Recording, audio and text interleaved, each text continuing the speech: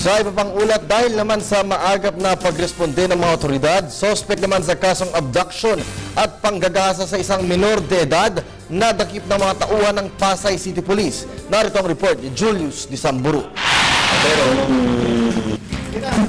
Sampal at tadyak ang inabot ng isang lalaki nang mahuli ito dahil sa pagdukot at panggagahasa sa isang dalagita.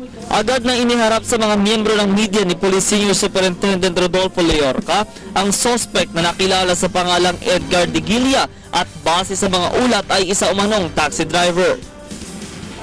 Pagbabaan mo itong taxi driver, paglalapit sinunta ko niya agad yung papa.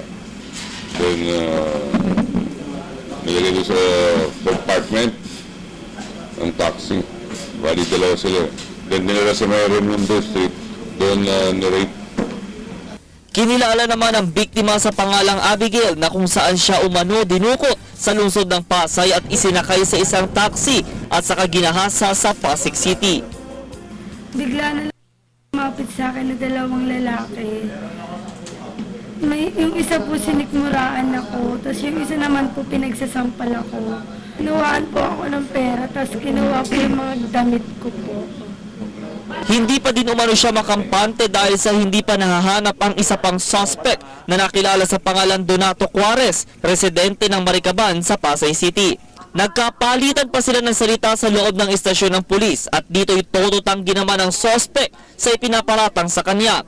Ayon sa kanya, noong araw na iyon, umano'y tinutukoy na insidente ay nasa bahay siya at inaalagaan ng kanyang anak. Hindi ko kilala. Nagtataka ka ako na tinuturo niya ako kasi hindi ko araw po yun. Linggo ang labas ko, arawan niya.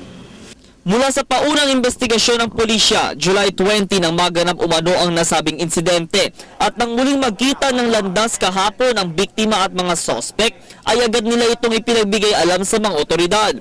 Hangad ng pamilya ng biktima na makuha nila ang hustisya mula sa nasabing insidente at nakuhang trauma ng bata. Payo naman ng mga otoridad sa mga kabataan at mga magulang ang ibayong pag-iingat. Para sa Telebisyon ng Bayan, ako si Buron.